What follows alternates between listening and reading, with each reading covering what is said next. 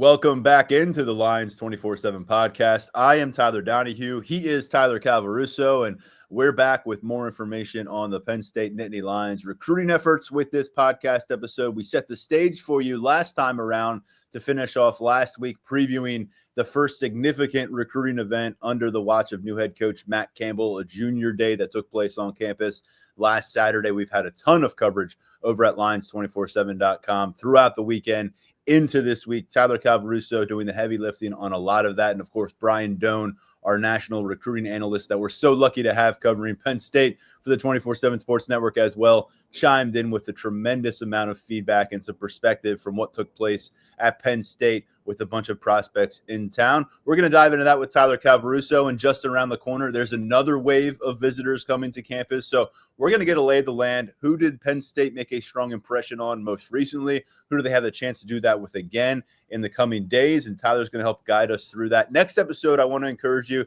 to stay tuned for that one. We're going to finish off the week in a couple days. We'll bring Daniel Gallen in for a conversation. He did a great job on Tuesday while I was traveling. You may notice I got some green behind me. I'm not in Pennsylvania right now. I escaped the Great White North for a few days here for some family time to the south. But as I was traveling on Tuesday, that announcement came out from the Big Ten. Penn State's schedule has been released in its entirety for the 2026 slate. We can go through that a little bit later this week. We'll go game by game, talk about some of the key storylines. Daniel did a great job breaking things down at Lions247.com. We're also going to get into some Penn State roster retention conversation on episode 2 this week. But as I said, Tyler, I think I want to take an opportunity here to lay things out with recruiting. The momentum is really starting to roll with this 2027 class. We talked about how the 2026 class is near the end of the finish line, picking up Elijah Reeder and edge rusher last week, still working through things with wide receiver target Samson Gash as the February signing day comes. But Tyler, this past weekend kind of showed it all. That spotlight has largely landed on a group of high school juniors, several of them from the state of Pennsylvania. But there was a notable absence, and we warned people as we were finishing up our conversation last episode, that looming blizzard, that huge snowstorm making its way through much of the country, including central Pennsylvania. It found us in central Pennsylvania. Hours of winter shoveling in my driveway, I can attest to it, finding us about 18 to 20 inches worth, I think, in Happy Valley. But Tyler, that meant that one of the premier players on the guest list we broke down last episode ultimately did not make his trip to campus. And let's start there because it's a big name. Yeah, Kamron Spell, 5-star running back from McKeesport, one of Penn State's top overall targets in the 27 class. He wound up not making it. Look, the impending weather wound up just being too much for him in the end. And it stings. There's no doubt about it. I don't think it's stings at the magnitude of some people on our board think it does. Because, look, the fact of the matter is the momentum that Penn State has built up with Kamron Spell still very much exists. But it definitely stinks that he wasn't able to make it to campus over the weekend, especially when you factor in the fact that there are some guys from that Western Pennsylvania area who we'll get into who did make it to campus. And Spell's heading down to Georgia this weekend for a visit. I think that's where a lot of this concern comes from, because it's, he didn't make it to Penn State while things were seemingly going so well and things were trending in such an encouraging direction. Now he's going to Georgia, and I said it last week, I'll say it again, this does have the feeling of a Penn State-Georgia battle right now. So now he's going down to your direct competitor. He's going to get down there with Kirby Smart and his staff in Athens this weekend. So I get it. It definitely stings. Penn State is going to work on getting Spell back to campus during the spring. I think things are still heading in the right direction, but this was always going to be a battle until the end, no matter what. Even if it was the best weekend possible in the world of Penn State recruiting, where Kamron Spell gets to State College and winds up back in the class, it's still going to be a battle till the end. So him visiting, it stings, but life goes on. Penn State's continue to fight the fight with Kamron Spell. One other thing, too, everyone's saying, if you wanted to be at Penn State, it would be at Penn State. I think people forget sometimes that these recruits, they have parents who make decisions as well. Driving back to McKeesport from State College in the face of a winter storm, I don't think that's exactly the most attractive sounding thing in the world. So there's a lot that goes into a decision like that. It's not a matter of Kamron Spell not wanting to be at Penn State. He's been at Penn State a bunch of times. He's been building this relationship with the new staff, and we'll see where things go from here. I think some of the issue our board took wasn't really so much that Spell wasn't here, but it kind of redirected the narrative that had been building the last couple of weeks that Kamron Spell may be circling back to this class. Yeah.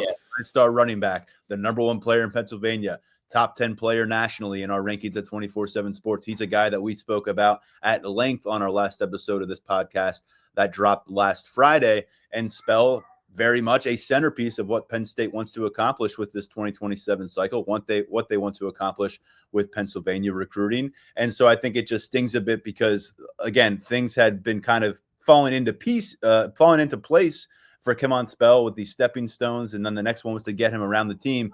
But let's acknowledge, Tyler, that although this visit was ultimately dashed and he wasn't face-to-face in team facilities, this is a guy that has a very strong feel for what this university is like on campus, for what the facilities are like. Those have not changed outside of probably some aesthetic things and some operational habits. Those things have not changed inside Lash just because there's a new leader. They still have all those same resources. The university is largely unchanged despite James Franklin not being here. And I think we can both acknowledge that although he wasn't here in State College a few days ago, they have really laid groundwork, whether it's Matt Campbell, Savon Huggins, Taylor Mauser, to make sure he understands that while there is new leadership in town, there are new faces behind the Penn State polo shirts, behind the contact from Lash Building. It is still very much a prioritization of him moving forward. Yeah, no doubt about it. Look, this staff has really hit the ground running with Kamron Spell on the relationship building front. That was part of the most important aspect of getting him back to campus over the weekend. It's not a matter of getting back to campus and seeing the facility. Kamron Spell knows all of that. It's a big reason. That's why one of the reasons why he committed to Penn State in the first place ahead of his sophomore season at McKeesport. He loves State College. He can see himself there.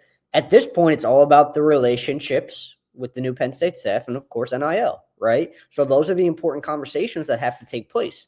And they've already taken place. Kamron Spell has gotten plenty of time to talk to Matt Campbell, talk to Savon Huggins, talk to the rest of this offensive staff that Penn State has brought in, and, of course, stay in touch with Terry Smith, who has been an integral figure in Kamron Spell's recruitment from the start. So things are heading in the right direction from the relationship standpoint. Now it's about weathering the storm that Georgia brings to the table in this recruitment and continuing to build those relationships in the right direction. I'd anticipate right now that Spell does make it back to campus during the spring. I don't think he's going to spurn Penn State and not return to State College at some point during the spring. None of that is finalized, locked in, anything like that. But we know what this staff thinks of Kamron Spell. We know what Kamron Spell means to this staff, and they're going to do everything in their power to get him back on board. And again, going back to that point of concern with Georgia, I get it because we see how the pendulum swings in recruiting. I mean, we're talking about this high that Penn State's been on with Kamron Spell recently. Who's to say it doesn't go down in Georgia and the pendulum swings right back in favor of the Bulldogs? Because we all know the way this goes. It is so fluid at this point in the cycle. So I definitely get the point of concern, but Penn State's still very much in the mix in this one. Him not visiting over the weekend is not, you can't correlate it to a lack of interest or anything like that. This recruitment process is one we'll have our fingers on the pulse of all the way through, as we have to this point, through his commitment to Penn State, the decommitment in October, and now a significant rise in reciprocated interest between Spell and Penn State's new coaching staff. Tyler Calvaruso, Brian Doan, our crew at Lions 24/7 will have you updated on things as they progress with him. A couple other key in-state visitors from this 27 class that were formerly committed to the program when they built the nation's #1 2027 recruiting class at our rankings for 24/7 Sports. Ultimately, again, all of those commitments backed off of their pledges when James Franklin was fired. Now Penn State re-entering a lot of those conversations. Two more examples that we broke down last Friday: Gabe Jenkins, a defensive back, and then you've got a wide receiver as well, Khalil Taylor, both of them from Western Pennsylvania, both of them in Happy Valley last weekend. What's the feedback? What kind of impression did Penn State make? Are they taking steps in both of those cases to have guys recommit at the end of this process? They are taking steps in the right direction. I'll start with Khalil Taylor. I don't think it's hyperbolic to say of all the recruits who visited Penn State over the weekend, the strongest impression was left on Khalil Taylor. It's kind of like Kamron Spell in the sense where this Penn State staff has built up a lot of goodwill with Taylor leading into this visit. There was a lot of good work put in by Matt Campbell, wide receivers coach, and Noah Pauley leading into this visit, and that continued while Taylor was on campus. Khalil Taylor has become a very big fan of wide receivers coach Noah Pauley. He spent a lot of time with Paulie while he was on campus. He learned a lot about his potential fit in the offense, which I think was very, very important for him, especially considering the fact that when he committed to Penn State originally during last spring, he had a good idea of how he was going to fit in things for Andy Kotelnicki. New staff, new ideas, new potential fit. Khalil Taylor liked everything Penn State had to say to him on that front. The relationship is in a good place. There's a trust building. And I've said this about Paulie a few different times. I'll say it here again because I think it's very, very important to Khalil Taylor.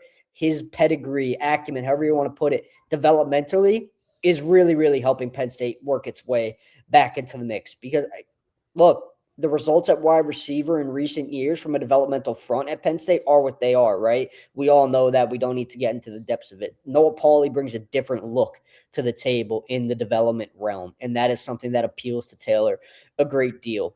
He was pretty forward when he caught up with Doan. You know, he could see himself back in this Penn State recruiting class, and he's one to keep a very, very close eye on moving forward. Jenkins falls into that category as well. He wasn't as outward with it, but in continuing to speak with people who are familiar with that recruitment, people who spent time with Jenkins while he was on campus, it continues to sound pretty good for Penn State. Far from done. He's still got visits to make. He's heading to USC this weekend. I should also mention that Georgia is going to host Taylor this weekend. So it's not one, but two top Penn State targets checking in with the SEC program this weekend. But with Jenkins, we know his relationship with Terry Smith.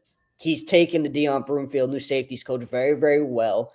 That's another area where the fit that has been sold in this defense is very appealing to Gabe Jenkins. And he already has an official visit locked in June 5th through the 7th. So does Taylor. They're going to be on campus for their OV same weekend. I know it's probably crazy. It's January 28th, and we're talking about official visits getting locked in. Kids go ahead and do that earlier than ever. But those two are locked in, which I believe is great news for Penn State. Again, it's early to the point where schedules can change, things can alter. I don't expect those to change because Taylor and Jenkins are giving Penn State a really, really long look on this rerun of their recruitment, essentially. It's kind of, they started from square one with both, and they've built their way back up to strong contender status. Taylor, the number 15 wide receiver nationally. Jenkins, the number 11 safety nationally in our rankings at 24/7 Sports. Both of them right on the fringe of top 100 rankings overall, regardless of positions. And I just want to circle back to Taylor real quick because you mentioned something really interesting. We're going to go the next 7.5 months to 8 months without seeing Penn State wide receivers in game action. And so we know, as we've said, offseason after offseason, that's what we're going to truly judge where that room is what they accomplish on the field against opposing defenses, especially when we get into the heart of Big Ten play late September into October of 2026.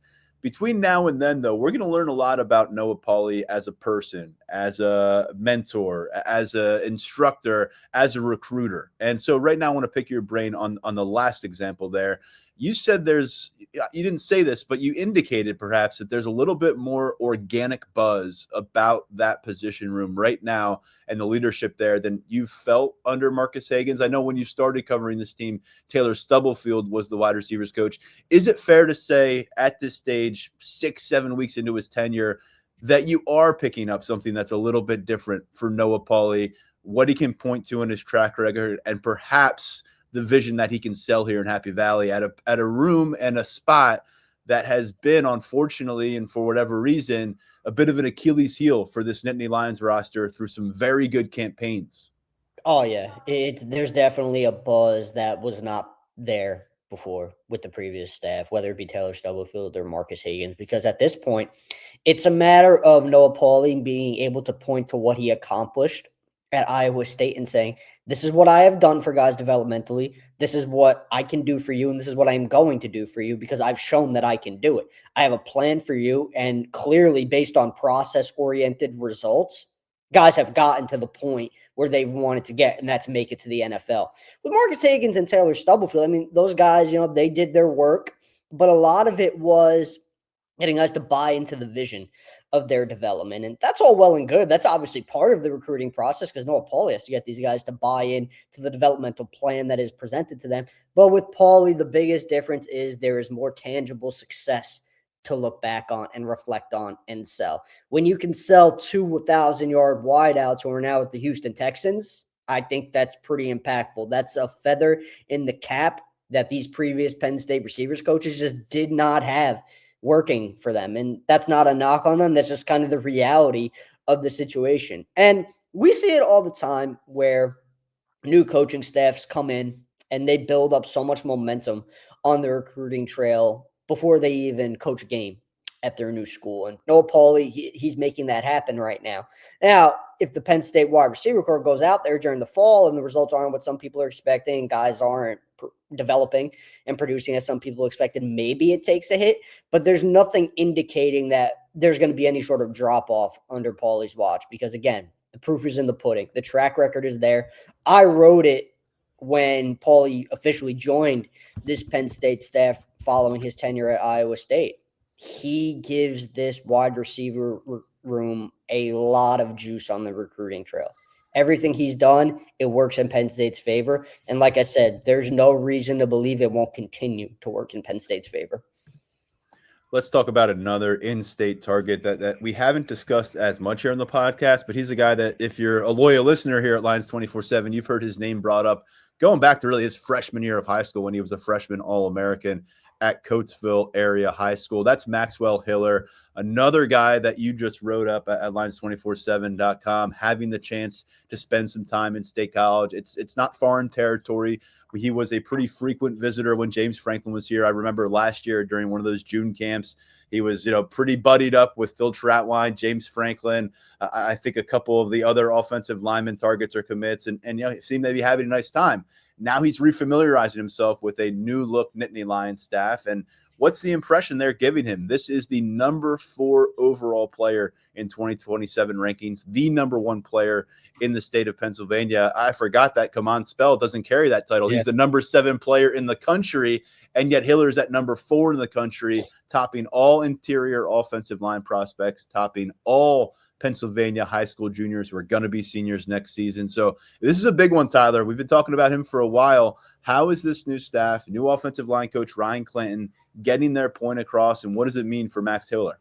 Yeah, it's still a feeling out process between the two sides. I think Hiller told me he had a clear goal for this visit, and it was to continue to build his relationship with this new Penn State staff, because he's talked with Campbell, he's talked with Clanton, and it's your usual encouraging initial feedback, but he hasn't been to campus yet to spend an extended period of time around them. That's going to occur here on Wednesday. He told me Wednesday morning he's going to be getting to campus around 11 a.m. Going to spend the afternoon in State College with the staff. So at the time we're recording this, he should be on campus by now. And again, I think he's just getting a feel for not his fit on the offensive line, because I think this is a level of talent where you get him on board and then you figure out where exactly he's going to fit, because Hiller can play tackle, he can play on the interior, and he's going to be an elite guy. At least he projects as an elite guy in either spot. Speaking of him, I think he likes playing tackle a little bit more, but the common denominator throughout his recruitment is he's going to go wherever he is best suited. He wants to be put in the best position. So fit matters to him,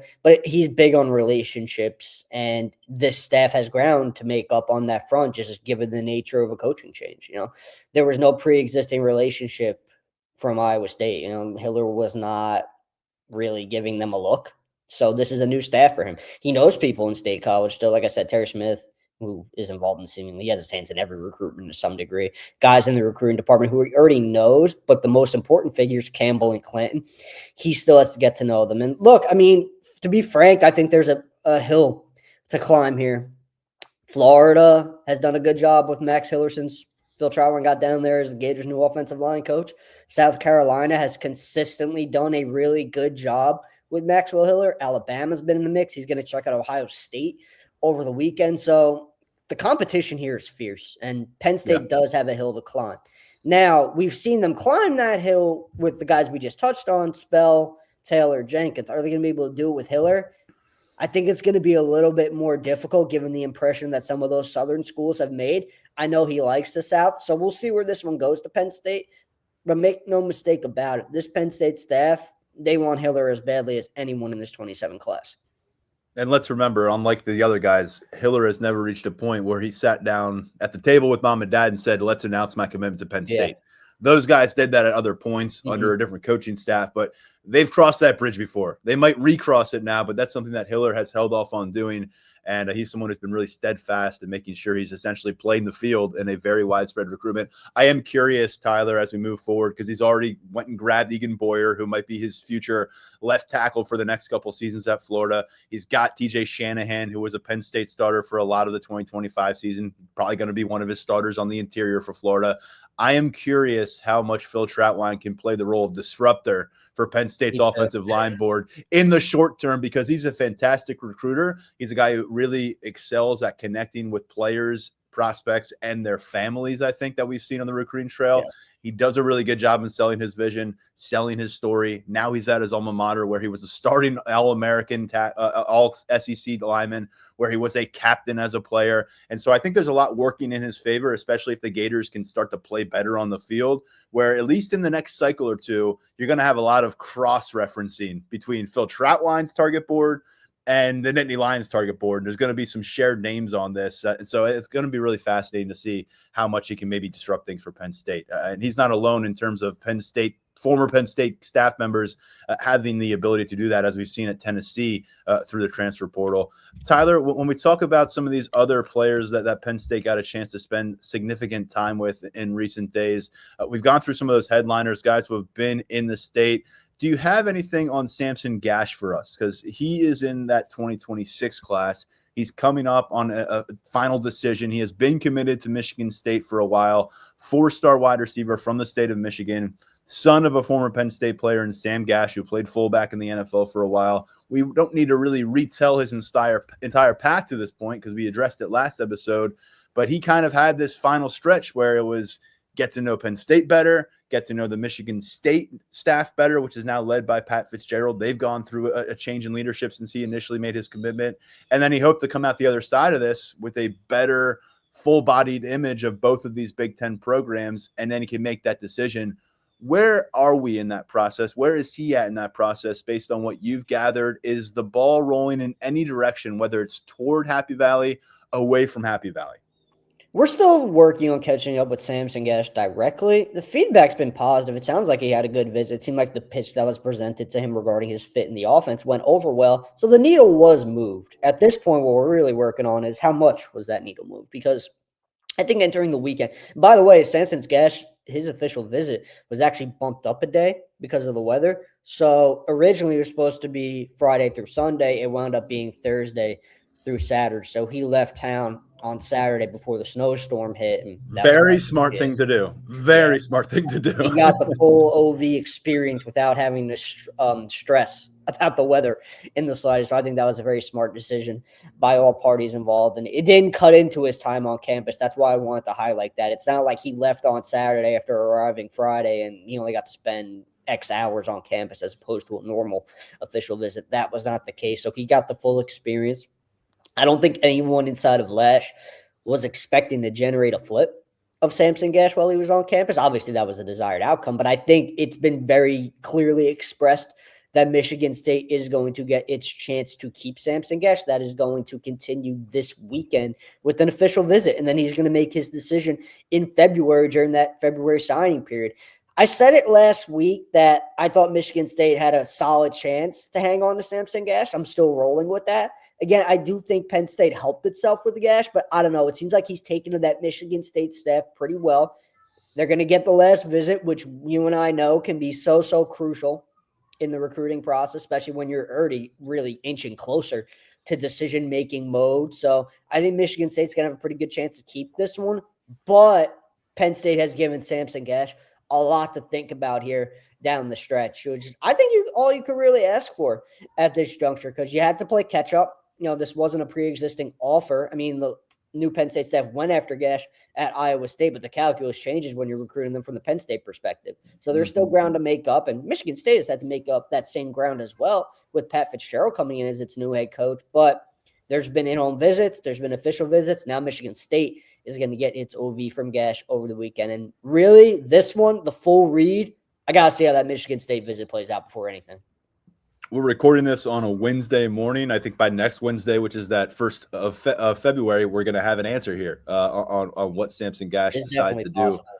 Yeah, for his freshman year. And so as that comes and as we maybe start to get signs of where that may be headed, you'll find our reporting over at Lions247.com as Penn State tries to add another piece to that 2026 recruiting class that only had 2 guys during the December signing period, but now inside the top 50 of national rankings. I think over 15 players on board right now. That we'll see if they can do a little bit more and Gash one of those remaining pieces to follow. Tyler, when we continue to move on from last weekend, we've reviewed a lot of the key names, the prominent names that we talked about last week, names that we've discussed for a while. Are there some other names that are really starting to rise up to you based on conversations you've had with prospects, with people inside the building for Penn State, now that we're through one of these significant recruiting events where maybe Penn State has made a step forward and there are some prospects whose names we got to get a little bit more familiar with now? Yeah, we'll start on the in-state front with 4-star wideout Cade Cooper from Malvern Prep. He's got close personal ties to Penn State. His sister currently attends the school. He loves this new Penn State staff. He was reoffered while he was on campus Saturday. That was all but a formality because Cade Cooper has been rising up Paulie's wide receiver board. He is one of those top targets for Paulie in the 27 class, and I think Penn State's going to have a good chance to get that one done when the time comes. Cooper's heading to Wisconsin for an unofficial visit this weekend, but Penn State has laid the groundwork to get that one done. And it was just one of those visits where it seemed like everything went right for Penn State. Cooper learned a lot about his fit in the offense, how Campbell and the rest of the staff view him, how they think he could be a big part of this 27 class from an on and off field perspective, because Cooper, he's very well put together, smart kid, can be a leader for you on and off the field. So that was a part of the visit that I think went over really, really well with Cade Cooper. He saw more of the facilities than he's ever seen before, which might sound crazy considering how many times he's visited in the past. But he got a good look at the facilities, learned more about Penn State from an off-field perspective. So that was a big plus for him. This one's heading in the right direction for the Nittany Lions. A few others now, we're venturing outside of the region for these next 3 guys I want to touch on. But Kyler Kuhn on the offensive line. Top 24/7 prospect out of the Kansas City area in Missouri. Stands out at St. Pius X High School. Top target for Ryan Clanton in the 27 class, especially on the interior. Penn State profiles as his leader. Coming out of this visit, there are a lot of people involved in that recruitment who think the bar has been set pretty high here for Penn State. And Kuhn was already high on the Nittany Lions with the previous coaching staff. He has an even better relationship with this new Penn State staff. So he's one to keep a really close eye on moving forward. Lucas Roa, lifelong Penn State fan. He plays his football out in California, Orange Lutheran High. Had himself a really good junior season. He's an all-CIF player. I think the best way to put it is his visit over the weekend was essentially a fact-finding mission. So he rolled into the Pittsburgh area on Friday night, made his way to Penn State for his visit, and he wanted to learn 2 things. He wanted to learn where he stood on the board for this Penn State staff, and he wanted to learn how he meshes with the Penn State staff. And the Nittany Lions did a really, really good job on both fronts. It was made very clear to Roa exactly how much of a priority he is for this Penn State staff, and the personalities just all lined up pretty well. So Roa was, again, very forward. Penn State's definitely going to get an official visit from him. That's something he still has to lock in, but Penn State is very much back in the mix as a top contender for Lucas Roa. He's going to be at USC for a visit this weekend. He's going to be, I anticipate, active on the spring practice visit front once that time comes, and that could include a trip back to Penn State. So we'll see. And then last but certainly not least is probably the top name on Taylor Mauser's tight ends board. That's Cooper Telwigger. I mean, this kid is everything I think Taylor Mauser loves out of a tight end, and he has been prioritized as such. He was trending Iowa State's way when that staff was there. He had a top 4 of Iowa State, Michigan, and there's another program that was escaping my mind right now, but they're not really in the mix anymore from my understanding. So with Iowa State trending, that group is now at Penn State. A lot of this was about getting him out to State College and see how he liked it. So he arrived on Friday, kind of like Samson Gash, get a little bit ahead of the weather, avoid any potential travel issues. Penn State's very high on the list here right now, and that is something that we're going to monitor very closely going into the spring, because the anticipation is a spring practice visit will occur and an official visit will eventually occur. It's a matter of getting those scheduled, but There are family members that need to make it out to Penn State so they can get a feel for everything going on, but they know this staff well. Terwilliger's older brother walked on for Matt Campbell at Iowa State, so a lot of trust between the two sides here. And again, Taylor Mauser already recruiting the tight end position at a very high level, and you're seeing it right now. You're seeing some very tangible success, the groundwork for success at least being laid. Good job there breaking down some individual standouts who were here in State College throughout this episode, really. But Tyler, I want to kind of look at the 1,000-foot view here, because we're projecting out what this might look like last week. Now that it's happened, what has the feedback been on how Matt Campbell and his staff handled their business? What kind of approach that they took to this event? There's going to be more of them. There's going to be more opportunities to have recruits here visiting for various things over the next several months, and this is the first instance of that. Brian Doan had a really in-detail breakdown of this coming out of the junior day over at Lions247.com. Hopefully our VIP subscribers had a chance to roll through that thing, because there was a lot of detail in what went down in Happy Valley. What do you think is an important point to get across here on the podcast about what that approach looked like and what we think it may educate us for what comes next? And just to go back to what we said leading in, it's the quality over quantity approach. It's not about, for this staff, bringing in 50 some odd kids for a junior day. It's about really zoning in on your top targets, whether it be in the 27 class or the 28 class. And I think we wondered out loud the pros and cons of that approach leading into the weekend. And I think given the feedback that we've gotten from recruits and just checking in with people who know these recruits well, it was an approach that went over really, really well. Matt Campbell got the chance to build, and the rest of the staff got their chance to build relationships in a very intimate settings. A very extended one-on-one conversations were had with a lot of these guys. And that's big, because when you have a bigger group of visitors, it's just tougher to spread your time out. But when you have 10, 15 kids who are very clear top targets for you, it makes things a little bit easier. And I think this staff was able to connect with a lot of these guys from an off-field standpoint really, really well. And I think the weekend in itself allowed Matt Campbell to just further his, I guess, reputation as like a true football guy. You know, all these recruits who talked to Matt Campbell, they got a good feeling for who he is as a coach, what he wants to do at Penn State, what his philosophy is going to be, and what the expectations are if you are going to play for him at Penn State. Very straightforward, very to the point, very transparent about the way things are going to be for him while he is at the helm of this program. And that seemingly went well with a lot of these kids. So again, it's a different approach than we've become accustomed to over the last 12 years of the James Franklin tenure, but you're seeing some early benefit to it. Let's look toward the next wave, because the beautiful thing about recruiting is that once the floodgates open, the water rushes in. And in this case, you're going to have recruits rushing to campus now that they're able to do that. Penn State scheduling that out now. Who are some of those names to know that you've been able to confirm? And what is next on the schedule, just for people out there to get a feel for?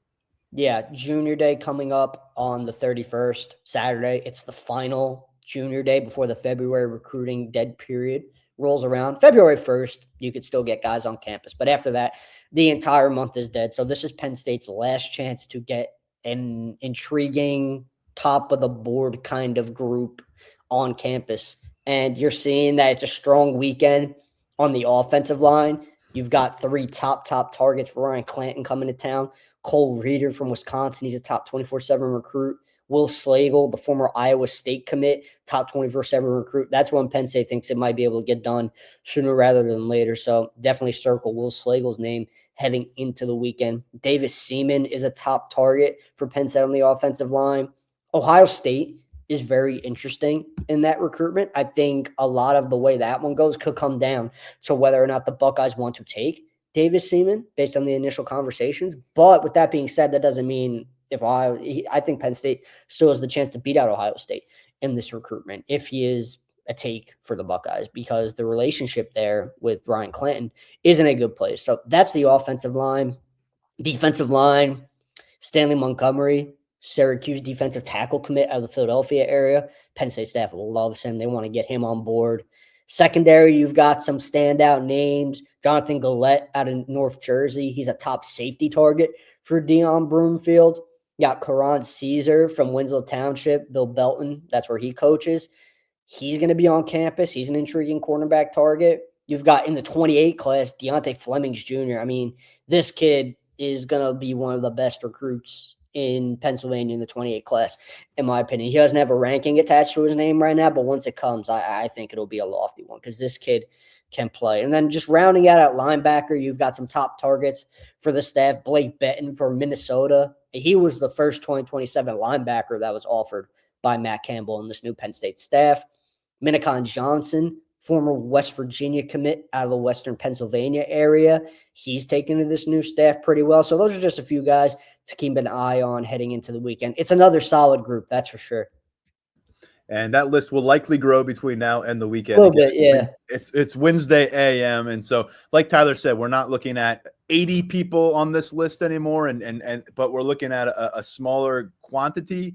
But you look across the board, and these are all guys that you would really like to see in a Penn State uniform. And that's not always the case when you look at these kind of junior day lists. Tyler, great coverage as always. I know there's a lot more going on in recruiting. We've got new offers. We've got guys who had offers from the old staff getting re-offered. A lot going on behind the scenes at Lions247.com. Tyler has you covered. We have you covered. I mentioned this at the end of last week. We got a special deal going on right now in the network. 2-month test drive at Lions247.com for $1. So you got a ton of recruiting coverage. You've got a lot of working through where these transfer portal pieces fit on the field. And ultimately, that 2 months would take you into March when we get to see Penn State on the field again for spring practices. Our first chance to do that in the Matt Campbell era. So great deal going on right now. 2 months, $1. Of course, you can come on board with a full annual subscription, and that'll get the job done as well. But Tyler, I want to say I appreciate everything you've done for us. Things are really ramping up with recruiting. You've stepped up to the plate as always. Is there anything else you want to tease from your coverage in the recent days for folks over on the site? We've got a lot more. We've got a lot more still coming from the 28s who were on campus over the weekend. I know we focus so much on 27, but we still got a ton of positive feedback from in-state 28 recruits who are high on that board early in the cycle. So keep an eye out for that and really just lean into this weekend. Like I said, it's another really good group of visitors. And with that, I like to think comes some pretty good content because these are all guys we're going to be talking about likely for the duration of the cycle. And this is where it starts because you want to lock in those spring visits. You want to get the official visits scheduled. You got to succeed during these junior day visits, and that's what this Penn State staff is aiming to do. If there are players, if there are storylines worth taking a closer look at on the Penn State recruiting trail, we're going to do it at Lions247.com. Tyler Calvaruso is going to lead that effort. Brian Doan doing a bunch of great work for us as well on that front. We chime in when we can. And Tyler, appreciate you for chiming in here on the podcast whenever we ask you. As I said, later this week, you're going to get a second episode that will drop here, take you into the weekend. It will feature commentary on Penn State's finalized 2026 schedule. We're going to get into some roster retention discussion as well in terms of pivotal pieces that decided to stick with the Nittany Lions during that January transfer portal window and how they might factor into 2026 plans. For now, Tyler, appreciate your time. Appreciate everybody else out there for listening and watching. I'm Tyler Donahue, stepping aside, and this has been the Lions 24/7 podcast.